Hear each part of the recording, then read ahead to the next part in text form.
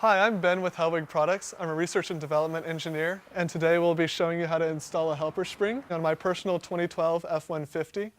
You'll notice there's 4 leaves. This is a system that adds 2 additional leaves on both sides of the vehicle.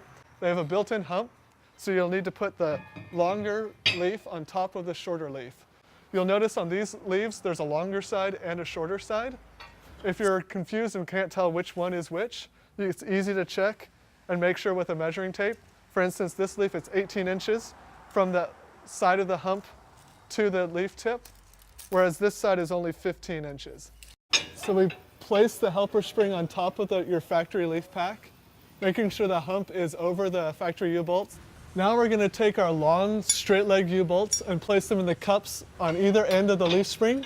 So once we have it on the rear and one in the cup on the front of the spring. Now that we have the straight leg U-bolts on the end of the leaf tips, we're going to put the bracket across the bottom and then thread a washer and a nut up on both the legs. All right, now that the rear's done, you notice it's just finger tight. We'll go and do the same to the front U-bolt. Now we're doing the center U-bolts. These we're going to place just inside the hump, right at where that curve starts. And ours are offset, so we're making sure in this case that the offset is towards the outside, but it may be different depending on your vehicle. So we're just going to place those over on both sides, the front and the rear of the spring, just like we did with the outer ones. We're doing a crossbar with a washer and a nut. Once that one's snug, move to the other side and just repeat the same process. So now that those are all nice and snugged, we're going to torque it all down.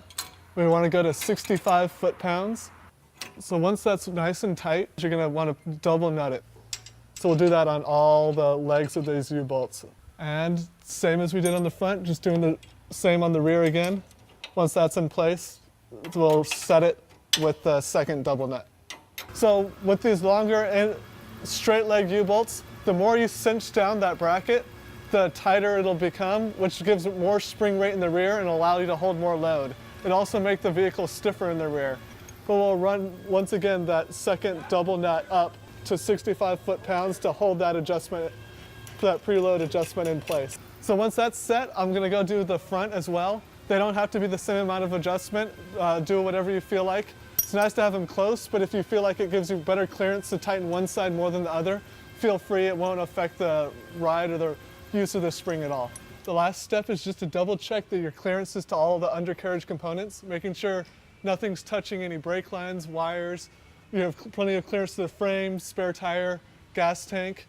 And once your vehicle is on the ground, we're up on the lift, so I won't bounce it now, but even just have someone jump in the bed, look in it, and to see through the whole travel of the suspension that your U-bolts, nuts, leaf spring, nothing's going to rub against a brake line, a wire, or cause any noise by hitting a frame or any other leaf undercarriage components.